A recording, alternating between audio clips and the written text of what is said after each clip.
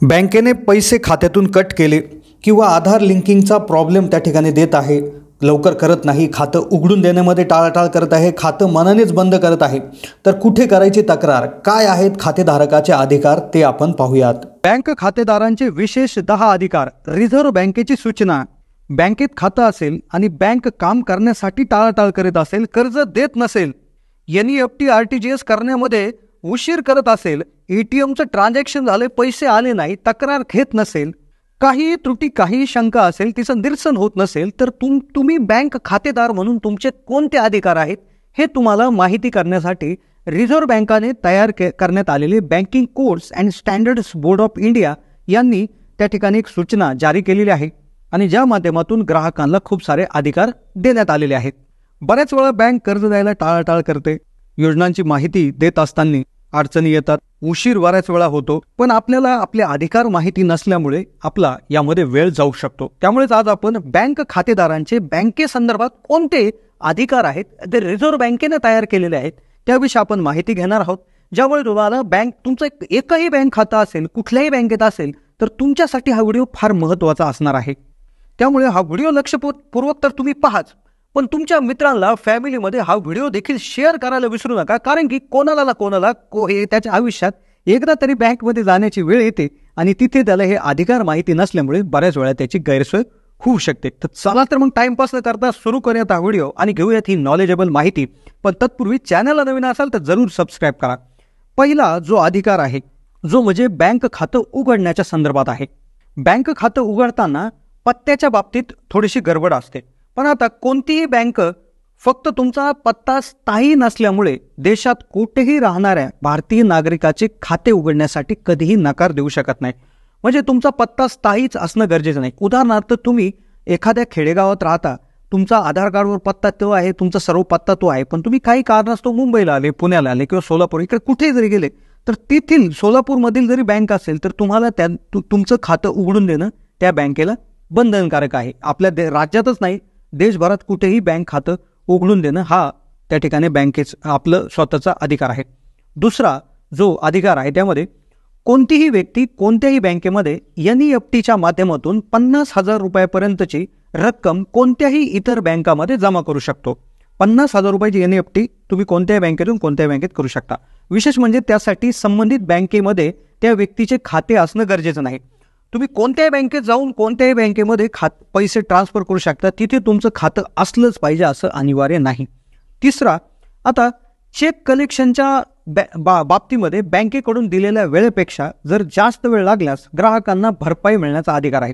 कोणाला तरी चेक दिला आणि चेक क्लिअर करायला वेळ झाला तर तुम्ही बँकेकडून भरपाई देखील मागवू शकता आणि ती भरपाई जी असणार आहे तर ती साधारण व्याजदराच्या हिशोबाने चुकवली जात असते। आता कोणताही अधिकार जर तुमचं ऐकलं नाही, कोणतंही काम झालं नाही, तर कुठे तक्रार करायची हे देखील व्हिडिओच्या शेवटी सांगण्यात येणार आहे।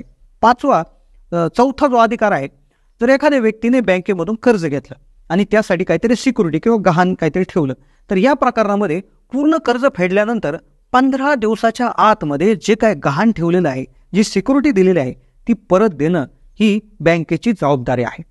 पाचवा अधिकार, बँक आणि तुमच्यामध्ये झालेल्या करारामध्ये जर बँकेने कोणताही बदल केला तर बँकेला असे करण्याच्या 30 दिवस आधी नोटीस पाठवून तुम्हाला त्याची माहिती देण्यात गरजेचं आहे। बऱ्याच वेळा आपण कुठली एखादी गोष्ट बँकेच्या संदर्भात राहून करतो, एखादं कर्ज असेल किंवा कुठली एखादी ॲग्रीमेंट असेल, तर त्यामध्ये बँकेने जर बदल केलेला असेल तर त्याची कल्पना तुम्हाला तो करण्याच्या 30 दिवस आधी देणं ही बँकेची जबाबदारी आहे। 6वा, ग्राहकांच्या बँक खात्यामधून अनधिकृत काढलेल्या पैशासाठी ग्राहकाला दोषी ठरवता येत नाही, त्याला सिद्ध करण्याची जबाबदारी ही बँकेची असते। अनधिकृतपणे जर तुमच्या बँकेतून कोणी पैसे काढले तर ही तुमची जबाबदारी नसून ती बँकेची जबाबदारी आहे। 7वा, जर बँक कोणतीही सुविधा देण्यास नकार देत असेल तर ग्राहकाला त्यामागचं कारण जाणून घेण्याचा पूर्णपणे अधिकार आहे। कोणताही अधिकारी टाळाटाळ करत असेल तर कारण काय आहे हे समजून घेण्याचा पूर्ण तुमचा अधिकार असणार आहे। 8वा, कोणतीही बँक ग्राहकाला जबरदस्त थर्ड पार्टी प्रॉडक्ट म्हणजे दुसऱ्या कंपनीचा इन्शुरन्स, एखाद्या कंपनीचा म्युच्युअल फंड प्लॅन विकू शकत नाही। थर्ड पार्टी म्हणजे बँक व्यतिरिक्त दुसऱ्या कोणतंही उत्पादन जे संबंधित बँकेचं नसतं ते विकू शकत नाही। त्यामुळेच ते विकण्यासाठी बँकेला मोबदला दिला असतो आणि ते विकू शकत नाही।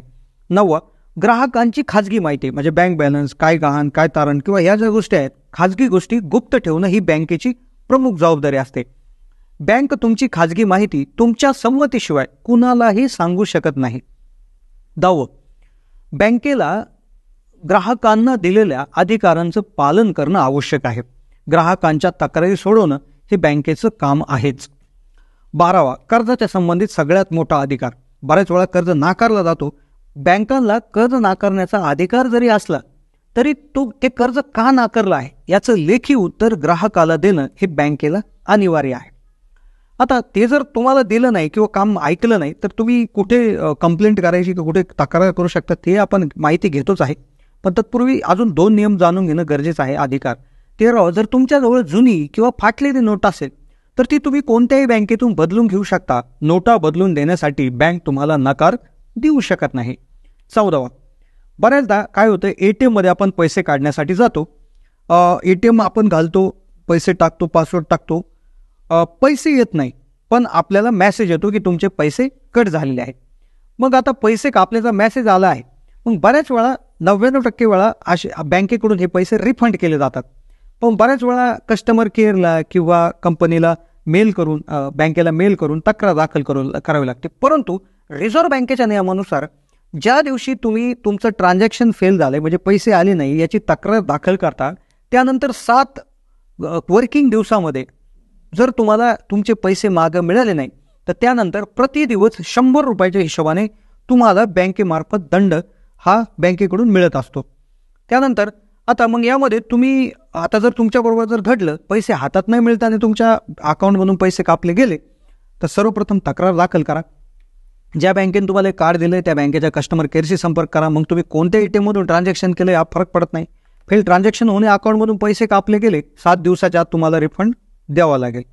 आता वरीलपैकी म्हणजे आता असं कोणताही तुमचा बँकेचा ग्राहक म्हणून तुमचा अधिकार नाकारला किंवा कोणतंही सबळ कारण नसताना तुमचं कर्ज नाकारलं असं तुम्हाला वाटत असेल किंवा बँक तुमच्याकडून जास्तीची वसुली करते असा प्रकार असेल तर तुम्ही बँकिंग लोकपाल यांच्याकडे लेखी स्वरूपात तक्रार करू शकता.